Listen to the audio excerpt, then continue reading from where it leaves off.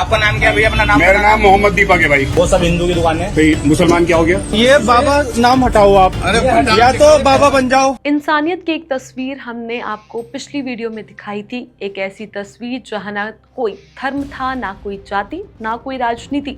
वहां सिर्फ एक इंसान था जो दूसरे इंसान के साथ खड़ा था, डर के खिलाफ, जुल्म के खिलाफ और नफरत के शोर के खिलाफ। उस पल में ना कोई हिंदू था, ना कोई मुसलमान, ना कोई संगठन, सिर्फ इंसानियत थी। लेकिन आज वही इंसान सवालों के घेरे में है। जिसने किसी को बचाया उसी पर मुकदमे दर्ज हो रहे हैं, और जिसने आवाज उठाई उसे चुप कराने की कोशिश हो रही है। आज हम आपको उत्तराखंड के कोटद्वार से आई उस कहानी की पूरी सच्चाई बताएंगे, क्योंकि वह सिर्फ एक घटना नहीं, बल्कि वह सवाल है कि क्या इस देश में अब इंसानियत की कीमत चुकानी पड़ती है। नमस्कार, मेरा नाम है ज्येष्ठा नागर और आप सभी देख रहे हैं द हिंदी टॉप। 26 जनवरी का दिन था जब देश संविधान, बराबरी और अधिकारों की बात कर रहा था। उसी दिन कोटद्वार से एक वीडियो सामने आता है जिसमें एक मुसलमान दुकानदार को धमकाया जा रहा है। नाम है शोएब अहमद और उनकी दुकान का नाम है Baba school dress and matching centre. और यही नाम कुछ लोगों को खटकने लगता है। बताया जाता है कि बजरंग दल से जुड़े कुछ लोग दुकान पे पहुंचते हैं और सवाल करते हैं कि मुसलमान होकर दुकान के नाम पर बाबा कैसे लिखा जा सकता है। ये सवाल सीधे सीधे बदतमीजी में बदलता है और फिर धमकी में दुकानदार पर दबाव डाल दिया जाता है वह दुकान का नाम बदले, यानी अब रोजगार भी धर्म देकर चलेगा। इसी दौरान वहां दो युवक सामने आते हैं, दीपक कुमार कश्यप और विजय रावत। इन दोनों ने ना धर्म देखा ना डर, बस इतना कहा कि किसी को उसकी पहचान के आधार पर धमकाया नहीं जा सकता। उन्होंने विरोध किया, भीड़ को रोका और शोएब अहमद को बचाया। इस पूरे घटना का वीडियो सोशल मीडिया पर वायरल हुआ और देश भर से तारीफें आने लगी। किसी ने उन्हें बहादुर कहा, किसी ने सच्चा भारतीय और किसी ने लिखा कि यही असली देशभक्ति है। लेकिन कहानी यही खत्म नहीं होती।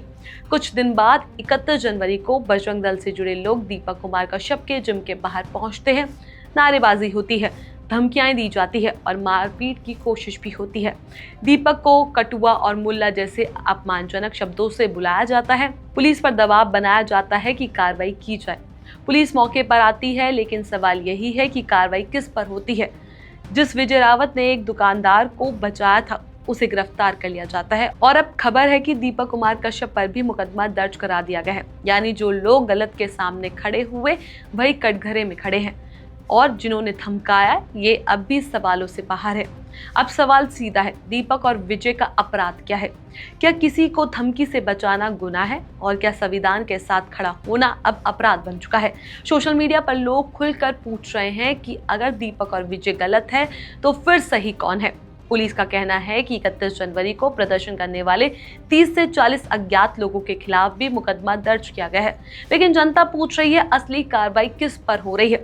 उन पर जिन्होंने डर फैलाया या उन पर जिन्होंने डर का विरोध किया? यही वजह है कि ये मामला अब सिर्फ कानून का नहीं बल्कि प्रशासन की निष्पक्षता का इम्तिहान बन चुका है। आज सवाल ये नहीं कि दीपक और विजय कौन है, सवाल ये है कि अगर कल कोई और किसी अन्याय के खिलाफ खड़ा होगा तो क्या उसे भी इसी तरह सजा मिलेगी? क्या इंसानियत भी कीमत अब FIR बन चुकी है? कोटद्वार की एक घटना हमें आईना दिखाती है कि नफरत कितनी तेज और इंसाफ कितना धीमा। अब जरूरत है प्रशासन बिना किसी दबाव के पूरी निष्पक्षता से तय करे कि दोषी कौन है और कौन कानून तोड़ रहा है। क्योंकि अगर इंसानियत को ही अपराध बना दिया गया तो संविधान की किताबें सिर्फ अलमारियों में सजाने की चीज बनकर रह जाएगी। आप देख रहे द हिंदी टॉप, जहां हम हेडलाइन से आगे की सच्चाई पूछने की हिम्मत रखते हैं। इस खबर को लेकर आपका जो भी कुछ कहना है हमें कमेंट सेक्शन में जरूर बताएं। ऐसी और भी वीडियोस के लिए आप हमारे चैनल द हिंदी टॉप को सब्सक्राइब कर लें। इसके अलावा आप हमें X, Facebook और Instagram पर भी फॉलो कर सकते हैं।